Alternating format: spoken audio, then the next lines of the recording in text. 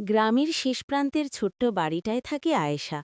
প্রতিদিন ভোরে ফজরের আজান শোনা মাত্রেই সে উঠে পড়ে। নামাজ শেষে মায়ের কাজে হাত লাগায়।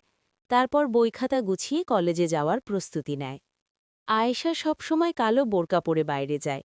অনেকেই ভাবে কালো বোরকা বুঝি তাকে আটকে রেখেছে, কিন্তু সত্যিটা উল্টো। বোরকার আড়ালে আয়েশা নিজেকে সবচেয়ে নিরাপদ, সবচেয়ে সম্মানিত অনুভব করে। কলেজে সে খুব শান্ত, কিন্তু মেধায় সবার চেয়ে এগিয়ে।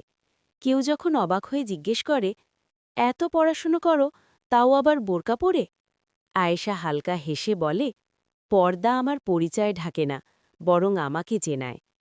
একদিন কলেজের এক অনুষ্ঠানে তাকে বক্তব্য দেওয়ার সুযোগ দেওয়া হলো। কালো বোরকা পরা সেই মেয়েটা যখন মাইকের সামনে দাঁড়াল, পুরো হল নিস্তব্ধ।